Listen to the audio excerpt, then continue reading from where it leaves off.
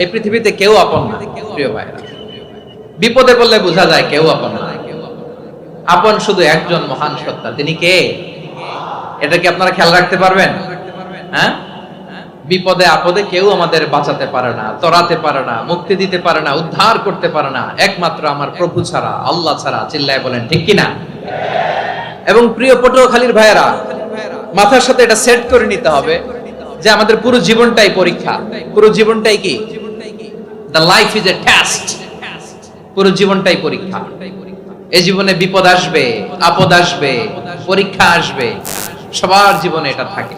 এক একজনের পরীক্ষা এক এক রকম। আমার পরীক্ষা এক রকম, মাসুদ ভাইয়ের পরীক্ষা এক রকম, চৌধুরী সাহেবের পরীক্ষা এক রকম, আপনার পরীক্ষা এক রকম, উনার পরীক্ষা আবার আরেক রকম।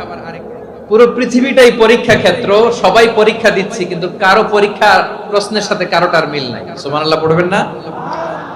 পুরোটাই পরীক্ষা ক্ষেত্র, সবাই পরীক্ষার্থী, কিন্তু প্রশ্নপত্র একটার সাথে আরেকটা মিলে না। One doesn't match the other. একজনেরটার সাথে আরেকজনেরটা মিলে না। কাউকে আল্লাহ তাআলা ধনী বানিয়ে পরীক্ষা করেন। কি বানিয়ে? কথা কি বুঝতেছেন নাকি কষ্ট হচ্ছে? কষ্ট হচ্ছে আপনাদের?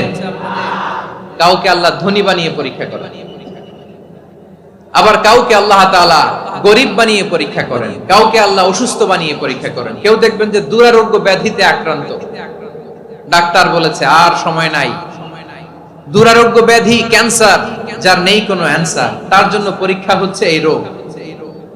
আরেক লোক দেখবেন তার আবার রোগ বালাই নাই, মাশাআল্লাহ, তাকে আল্লাহ তাআলা আর্থিক দৈন্যতা, দারিদ্রতা দিয়ে পরীক্ষা করছেন। এরকম আছে না নাই?